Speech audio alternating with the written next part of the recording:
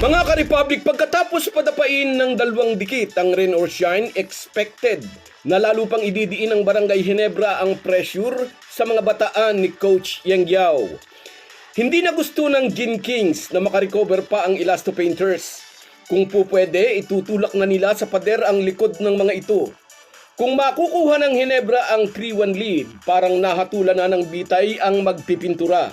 Kaya na ba itong selyuhan ng mga mag-aalak sa Game 4? O may mahuhugot pang alas si Coach Yang Yao para isalba ang kampanya ng Rain or Shine?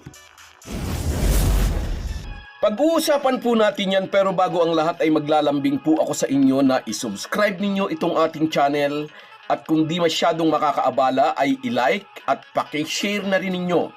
Malaking bagay po yan sa aming mga vlogger. Maraming salamat. Mga ka-Republic, sa pagpasok ng first quarter noong Game 3 ay maraming Ginebra fans ang kinabahan. Malagkit ang depensa ng Rain or Shine at matalas ang kanilang opensa. Parang sinapian ng kaluluwa ni Stephen Curry si Andre Caraco. First quarter pa lang, 5-3 agad ang kanyang itinarak. Mukhang binigyan ni Coach Yang Yao ng lisensyang pumukol sa labas at gulatin ang Ginebra.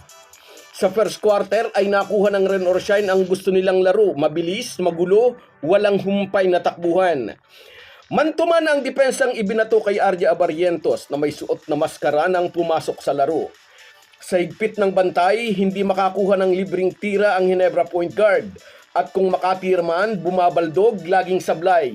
Nakita nating lahat tinanggal na lang ni RJ ang kanyang face mask. Pakiramdam daw niya, nagiging kakampi pa ng ROS ang kanyang maskara. Bago ang Game 3, sinabi ni Coach Yang Yao kailangan nilang mahinto ang opensa ni RJ Abarrientos at Justin Brownlee. Sobrang galing ang dalawang yun. At mukhang nagtatagumpay ang Rain or Shine sa misyong sinabi ng kanilang coach. Lamang ng 8 puntos ang ROS sa halftime break. Ngunit ibang Ginebra na ang lumabas mula sa dugout pagpasok ng second half. Nag-utos si Tim Cone ng mahigpit na switching defense. Hindi na rin sila nakikipagtakbuhan sa Rain or Shine at pinuwersa nila ang mga ito sa pace na gusto nila. Sinasagad nila ang shot clock. At dito nagsimulang mag-dominate si Scotty. Nagpakawala ang Gin Kings ng nagbabagang 16-3 run upang baligtarin ang sitwasyon. Lumamang na ang Ginebra. Hindi na binitiwan ng Ginebra ang lamang na iyon hanggang dulo.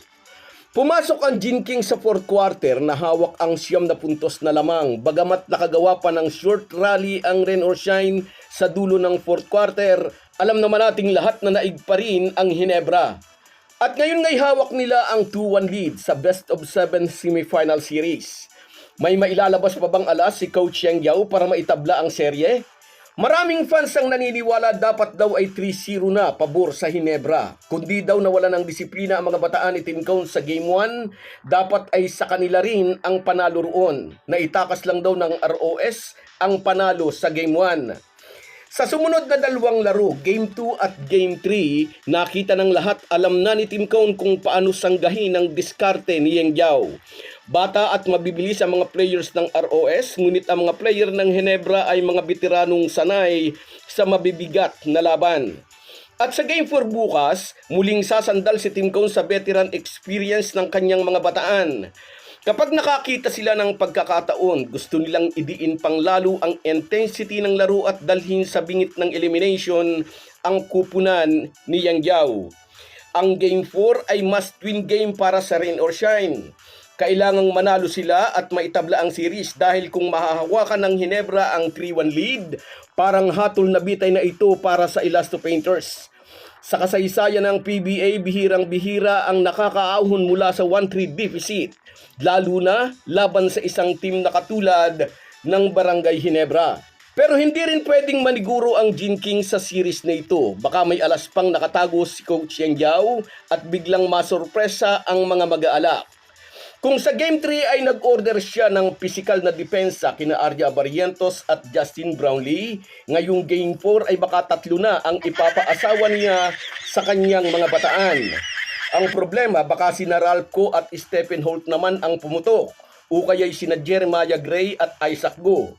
At huwag kalimutan, hindi lang rebounding at rim protection ang kayang i-provide ni Japit Aguilar. Ang magkamada ng puntos kapag nakakita ng pagkakataon.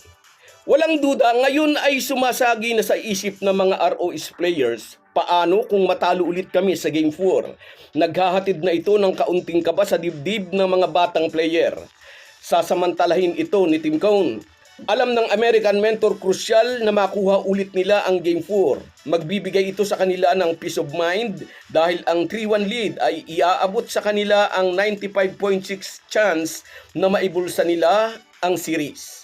So guys, yan lang muna. Hanggang sa muli. Kung wala po kayong mga viewers namin ay walang magtatagumpay na vlogger. Kaya salamat po sa inyong panunood. Shoutout sa iyo, Merson Kabady Vlog, mula naman dyan sa Oman. Ingat kabayan lagi. Sa iyo rin, Arlene Lagit. Solid GSM talaga. Salamat din sa iyo. At sa iyo rin, Ninita42. Salamat sa laging panonood, idol. At sa iyo rin, Cecilio Tenorio. Salamat. Nariyang ka na naman. At sa iyo rin, Quirino Manolo Jr. Ingat palagi. Ingat ka rin palagi, idol. At sa iyo rin, Remedios Mansinido. Thank you. At sa iyo rin, shout out Cecilia Gibara, nasa Israel ito. Ingat ka lagi dyan, kabayan. At sa iyo rin, Francis Barbosa. Mahihirapan daw sila sa Gene Kings. At sa iyo rin, shout out Frederick.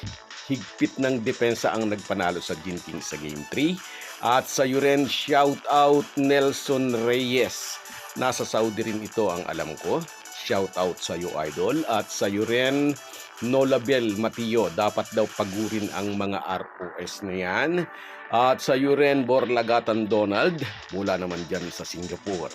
Shout out sa iyo, idol. At sa iyo rin, Roberto Almario, nariyan sa Italy. Salamat sa inyong lahat. Kahit gaano po tayo kabisi, ay huwag po nating kalimutan ang ating buhay espiritual. Lagi po tayong magpasalamat sa bawat araw na dagdag sa ating buhay. Malaki po ang maitutulong ng pananalangin araw-araw. Isang paalala po mula sa inyong Halo Halo Sports Republic.